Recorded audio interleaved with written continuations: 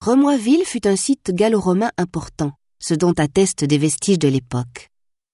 Son nom dérive de celui d'une villa gallo-romaine très importante, connue sous le nom de Rem Villae, ou Hermé Villa. Cette villa était une étape entre deux autres cités importantes, celles de Bastogne et de Sainte-Marie-Chevigny.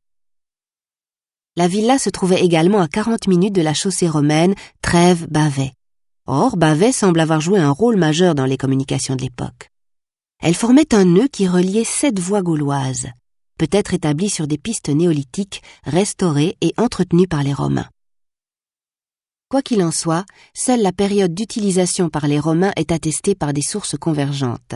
Bornes miliaires, tables de Peutinger, itinéraire d'Antonin. Le village et son église sont évoqués dès l'époque carolingienne au 8e siècle. Mais les traces sont insuffisantes pour relater l'histoire de Remoisville au début du Moyen Âge.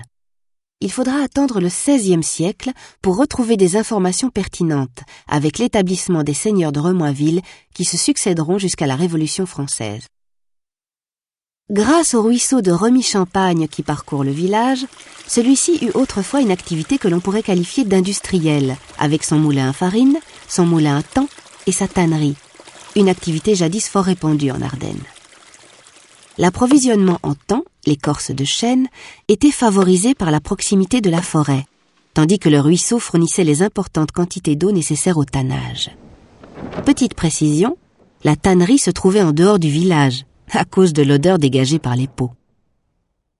C'est depuis le moulin à farine, le moulin Godinval, aujourd'hui restauré en hôtel-restaurant, que nous débutons cette promenade.